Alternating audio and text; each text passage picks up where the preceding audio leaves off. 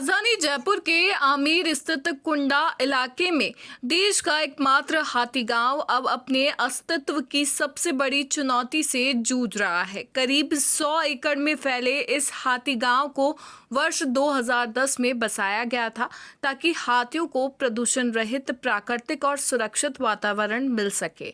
लेकिन अब यही गांव विभाग की विडंबना बन गया है। यहाँ हथिनियों को तो घर मिला मगर जीवन साथी नहीं।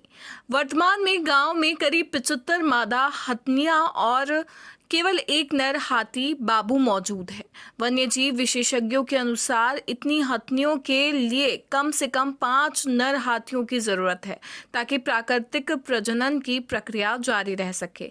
लेकिन साथी के अभाव में हथिनियों की संख्या घटती जा रही है और नई पीढ़ी का जन्म लगभग ठप हो गया है। हाथी पालक बताते हैं कि सरकार ने आवास और सुविधाएं तो दी, लेकिन प्रजनन की व्यवस्था नहीं की। पहले यहाँ करीब 120 हाथी थे जो अब घटकर 75 रह गए हैं। कुछ की मृत्यु हुई जबकि कुछ हाथियों को गुजरात भेज दिया गया। पिछले कुछ वर्षों में 3 हाथियों की मौत दर्ज की गई है।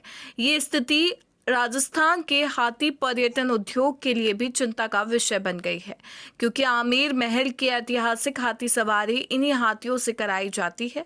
अगर हाथियों में प्रजनन नहीं हुआ तो आने वाले वर्षों में हाथी विलुप्त हो जाएंगे। मनुष्य हो या वन्य जीव, हर किसी का जोड़ा होना जरूरी है। हाथी पालकों की वन विभाग से मांग है कि कम से कम 5 नर हाथी जल्द से जल्द लाए जाएं ताकि प्रजनन फिर से शुरू हो सके। वन्यजीव चिकित्सक बताते हैं कि लंबे समय तक नर हाथी की अनुपस्थिति का हाथियों पर मानसिक प्रभाव पड़ता है। वे चिड़चिड़ी या आक्रामक हो जाती है, जो कई बार महावतों के लिए भी खतरा बन जाता है। पुराने हाथी पालक बताते हैं कि 20 से 25 साल पहले जयपुर में हाथियों का प्रजनन होता था, लेकिन अब दशकों से ऐसा नहीं हुआ। नर हाथी स्वभाव से आक्रामक होने के कारण विभाग ने मुख्य रूप से हाथियों को ही लाने की नीति अपनाई थी, पर अब वही नीति उल्टी पड़ रही है। आमेर का हाथी गांव देशी विदेशी सैलानियों के आकर्षण का केंद्र है।